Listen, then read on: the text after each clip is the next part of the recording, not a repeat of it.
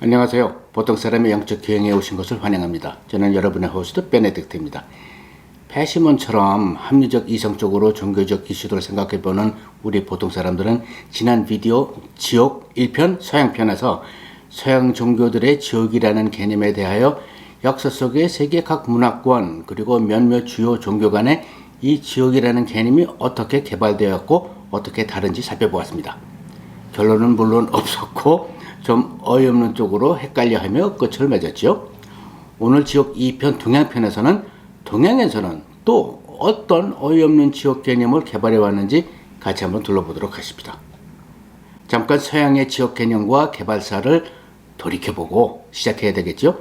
비교해봐야 하니까는요. 제일 오래된 메소포타미아 문명에서는 에레슈키갈 여신이 다스리는 땅속 깊은 곳에 우리 발 아래요. 어둡고 칙칙하고 먹을 것이라고는 먼지밖에 없는 연옥 같은 그런 곳, 즉 쿠르라는 곳이 있었죠. 그런데 보세요. 아직 나쁜 인간을 심판한다는 개념도 그 벌로 고문을 받는다는 개념도 없습니다. 누구나 다 가는 곳이고요. 그 후 이집트 문명에서는 아미트가 있었는데 무서워지기 시작합니다. 즉 나쁜 사람은 불구덩이 지옥으로 떨어뜨려져서 지독한 고문을 받는다는 개념이 있는데 그런가 하면 고문이 영원한 것은 아직 아니고 얼마 지나면 죽여진답니다. 메소포타미아 때에 비해 지옥 개념이 바뀌고 있죠. 즉 선과 악, 즉 죄를 따져서 심판한다는 개념.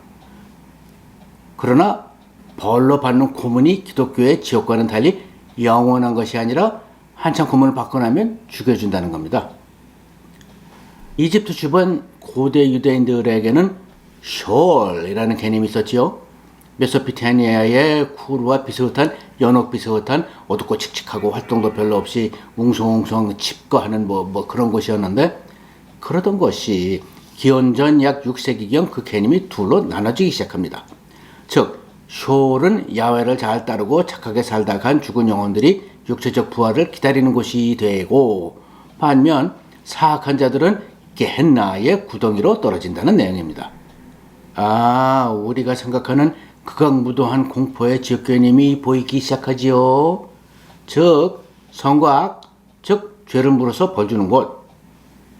한번 들어가면 산처럼 불로 지져지고 그리고 그 고통이 이제는 영원히 인피니티 무한대 로 받는다는 개념이 되었네요. 우리가 잘 아는 기독교의 지옥과 상당 부분 유사해지고 있습니다. 이러던 중 기원전 4세기 알렉산더 대왕이 주데아 고대 유대를 정복하고 식민지화하면서 유대교가 고대 그리스 신화의 지옥 개념을 받아들이면서 유대교의 게헨나 개념 교리가 더 체계화 노골화 되었다 하네요. 그리스 신화 속의 초기 지옥 개념은 헤이데스, 하데스입니다. 메소포타미아의 쿠르 유대교의 숄과 비슷한 연옥 비슷한 곳이었었는데 시간이 지나면서 이 개념이 헤이데스의 가장 깊은 곳 타르타루스가 더해졌다 합니다. 즉 사악하고 죄 많이 지은 자들이 감금되는 곳이라고요. 그런데 여기서 우리가 주목할 것은 그리스의 타르타루스에서조차 죄짓고 죽은 영혼들을 불에 지지고 고문한다는 내용은 별로 아닌 것 같습니다. 그렇다면 이 타르타루스 개념에 유대인들의 영원한 불고문 개념이 더해진 것이 유대교의 게헨나 개념이 된 것이고 그것을 계승한 것이 오늘날 우리가 무서워하는 기독교의 지옥 개념인 모양인데 우리 보통 사람들은 지난 비디오에서 대충 이러한 서양의 지옥 개념 및 교리 개발사를 둘러보았습니다. 왠지 남의 나라의 고대 문화에 나오는 그들의 무시무시한 단군 신화 같은 것들을 기독교를 통해 전해 듣고 우리 모두 덜덜 떨고 있는 무슨 코미디 같다는 생각이 문득 불현듯 드는 것은 저뿐인가요? 우리 단군 신화에는 적어도 이러한 고약한 영원한 불고문 얘기는 없던데 훨씬 더 아름답잖아요. 자, 그러면 동양에도 한번 지옥 가면 영원히 죽지도 기절하지도 못하면서 기름에 튀겨지고 바비큐처럼 불에 지져지는 웃지 마세요. 서기 258년에 로마 제국의 발레리안 황제 시절에 로마 도지사의 노여움을 산 로렌스 성인이 이렇게 석쇠에 묶여 부어져서 바베큐 당해서 순교했습니다. 어쨌든 그 상상도 안 되는 다급한 초극도의 고통을 인피니티, 무한대로 곱하기 하면 무한대의 체벌이 되는데 이게 말이 되는지. 사랑의 신이라면서 동양에도 이런 개념이 있었을까요? 네, 있더군요. 인류학자들은 동양에서 가장 오래된 그러나 현재에도 그 옛 문화를 연구하기가 가능한 종족 중의 하나로 일본의 원주민 아이누족을 듭니다. 홋카이도, 사칼린 등에 살던 조몽족의 후예들이죠. 그 지역에서 근 1만 년을 살아왔다 하네요.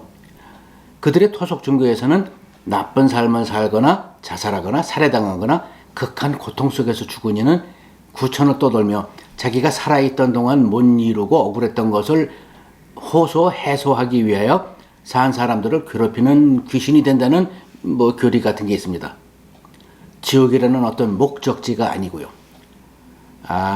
우리 한국 문화의 한에 절인 귀신과 상당히 흡사하지요. 웃지 마세요. 영원히 죽지도 못하고 끓는 기름에 튀겨진다는 지옥 개념보다는 사실 훨씬 더 있을 법한 주장이지 않습니까? 아이누보다는 더 후에 먼 남쪽 인도에서는 산스크리트어로 나라카라는 개념이 생겨납니다. 즉 지옥이지요.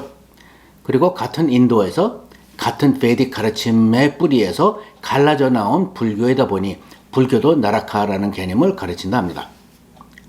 마지마 니카야, 우리말로는 마지마 니가야라고 써있더라고요. 라는 경전에 보면 부처님께서 나라카에 대해서 상세히 가르치셨다고 합니다. 나라카는 수많은 층으로 되어 있는데 한 인간이 삶을 사는 동안 쌓아놓은 업보에 따라 나라카의 어느 곳에 태어납니다. 윤회처럼 그것이 갈리고 또한 다른 고통들을 겪는다고 합니다. 가장 극심한 고통들은 서양의 지옥과도 막상막하해 보이네요. 그런데 이 마지막 나가야 경전이 기원전 200년, 100년경 부처님 이후 300~400년 후가 되겠죠. 수많은 초기 불교 종파들에 의해서 쓰여진 것을 수집해 놓은 것이라 하니 과연 얼마나 원래 부처님의 가르침과 일치하는지는 anybody's guess, 아무도 침백할 수 없는 노릇이 아닐까요? 그런데 이 나라카 개념이 불교가 중국으로 넘어가서 마하야나 부디즘, 대승불교, 즉 보통 중생들도 열반에 오를 수 있다는 대중친화적 교파로 대거 발전하면서 고도 중국 문화 속 고유의 지옥 개념, 디유, 즉 중국 지옥과 짬뽕이 됩니다. 이 디유 나라카 퓨전 지옥은 우리 발밑 땅속에 있는데 본디 12,800개의 지옥 레벨 또는 지역으로 생각되다가 너무 숫자가 많아서 중생들에게 캐터거라이즈해서 가르치기 힘든 면이 다분했던 나머지 당나라 때, 그러니까 서기 600년에서 900년경이죠. 134개로 정리되었다가 최종적으로는 18개 지옥으로 개편됐다 합니다. 각 지옥은 각종 다른 나쁜 짓 한 인간들을 각자 특유의 형벌로 고문한다 하고요. 몇 가지만 소개해 드릴게요. 1번 혀뽑기 지옥. 소문 험담 퍼뜨리기를 일삼은 사람들의 혀를 찢어서 뽑는다는 곳이죠. 2번 가위 지옥. 남의 결혼을 파괴한 사람의 손가락을 수천 수백만 번 반복해서 가위로 싹둑싹둑 자른다는군요. 5번 수증기 지옥. 위선적인 행동으로 남에게 해를 끼친 사람들을 반복해서 수증기로 쪄내는 지옥이라고 합니다. 여러분 참고로 수증기에는 어마어마한 에너지가 들어있어서 수증기로 화상을 입는 것이 화상 중 가장 참혹하답니다. 옛날에 석탄을 떼서 가던 군함들이 침몰할 때 바닷물이 들어와서 보일러가 폭발하지 않습니까? 그때 그 수증기로 화상을 입은 선원들의 죽음이 가장 징그럽고 참혹했답니다. 옛날 사람들도 그렇다는 걸 알았던 모양이에요. 6번째, 구리기둥지옥. 방화범을 뻘겋게 다른 구리기둥에 묶어서 세워라 내워라 지지는 지옥. 9번, 오일 가마솥 지옥. 강간범 도둑들을 오일 가마솥에 넣어 튀기는 지옥. 끓어오르는 오징어 튀김을 한번 상기해 보세요. 15번, 능지처참 지옥. 무덤 도굴범들을 지속 반복하여 사지를 갈기갈기 찢어버리는 지옥. 17번 방학 같죠? 권력 남용을 한 자들을 반복하여 커다란 돌로 갈아버리는 지옥. 전계에 계신 분들 잘 좀 새겨들으셔야 되겠어요. 마지막으로 18번 톱지옥. 상도덕을 어긴 비열한 비즈니스맨, 법을 교묘히 빠져나간 얌체 같은 사람들의 몸뚱아리를 반복하여 톱으로 반토막 내는 지옥이라고 합니다. 변호사들도 좀 조심해야 되겠고, 비즈니스 하시는 분들 좀 착하게 비즈니스 하셔야겠어요. 뭐 이 정도 되겠네요. 우리 보통 사람들이 머릿속에 정리해보고 싶은 것은 동양 지옥이 서양 지옥에 비해 어떻게 다른가 이겠죠. 첫째로 서양 지옥보다 훨씬 더 체계적이고 또한 창의적인 고문 방식을 구사한다는 점 외에도 또 좀 더 학구적으로 들어와서요. 둘째, 신 같은 존재가 심판해서 지옥에 보내는 것이 아니라 카르마 업보에 의해 자동적으로 가는 것이고, 셋째, 영원히 고문을 받는 것이 아니라 나쁜 업보를 해소할 만큼 고문을 받으면 그 기간이 불교 특유의 그리고 중국인 특유의 과장법에 따라 수억만 년이 될 수 있다지만 어쨌든 깨끗해져서 다시 인간으로 태어난다는 점입니다. 그런데 과연 몸이 튀겨지고 반으로 톱질당하고 손가락 수천만 번 가위로 잘리고 등등 하다 보면 나쁜 업보가 완전히 소멸되는 것인지, 아니면 아직도 그 나쁜 업보들의 영향들을 받아 새로 인간으로 태어나도 또 가시밭길을 가야 하는 것인지, 이에 대한 답변은 저는 속 시원하게 찾아보지를 못했습니다. 주장들이 하도 많아서요. 참 헷갈리는 것이, 우리 보통 사람들은 그동안 아드바이타 베단타에 대해서도 낑낑대면서 들여다보았고 10번에 도달하기 위해 명상을 해야 한다는데 뭘 어떻게 왜 하라는 것인지도 다다마난다 구루의 가르침을 공부도 해보았고, 10번에 든다는 것이 우주삼라만생의 신성한 실체에 하나가 된다는 것, 즉 그 영원한 안녕과 사랑 속으로 흡수되어 들어간다는 것이라는 가르침도 머리를 꺽적이며 일단 말로라도 이해해보려고 노력해왔는데, 그 심오한 힌두교 불교에서조차 서양 종교와 비슷한 극렬한 고통에 체벌을 주는 나라카디유 퓨전 지옥이라는 개념이 있다는 것이 솔직히 저는 좀 실망스럽다는 생각이 듭니다. 그러나 동양 지옥 개념 관련 자료들을 들여다보다가 기중 심오한 말씀을 접한 것이 있다면 바자라야나 부디즘, 티베트 불교의 종사 켄세 성인 링포체라고 부르죠. 그래서 하신 말씀 내용이 있었습니다. 지옥이라는 것은 다른 것이 아니라 물리적 3차원 세상에서 윤회의 생을 살면서 논리와 합리성에 너무 집착한 나머지 그것들을 초월하지 못하고 윤회의 굴레에서 벗어나지 못하여 열반에 결코 이르지 못하는 그 상태가 아니고 무엇이겠는가 라는 가르침이었습니다. 그리고 한 20-30년 정도 되죠. 일본의 저명한 퇴마사 엑소시스트죠. 구마모토 아키라 씨가 쓴 저서를 한국의 저명한 퇴마사 김세원 선생이 한국어로 번역한 책을 읽은 적이 있었어요. 구마모토 씨의 설명은 윤회와 생과 생 사이에 우리 영혼은 다음 차원으로 가는데 그 차원에도 한 10가지 정도 되는 레벨이 있다고 합니다. 제일 낮은 곳은 지독한 탐욕과 집착으로 얼룩진 삶을 살아온 사람들의 영혼이 그 탐욕의 집착에 갇혀 전전긍긍하는 레벨이고, 제가 그 책을 읽었을 당시 저는 이것을 그 영혼이 겪는 지속되는 그야말로 지옥 같은 사이콜로지컬, 심리적 고통을 말하는 건가? 라고 생각했던 기억이 납니다.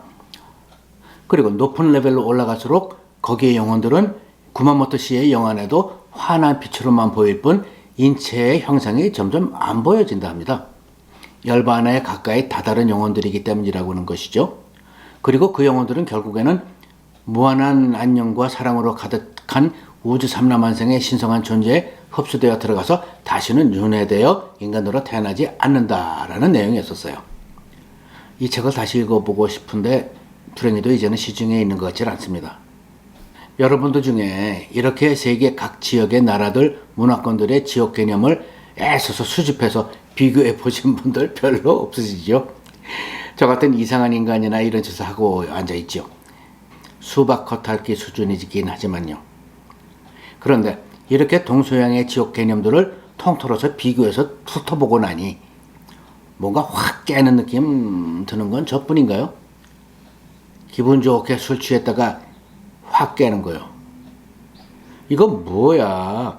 여러 나라들의 단군 신화 같은 전통 민속 스토리들로 시작해서 그리고 인간이 느낄 수 있는 가장 극렬한 고통이 산초로 불에 태워지는 거니까.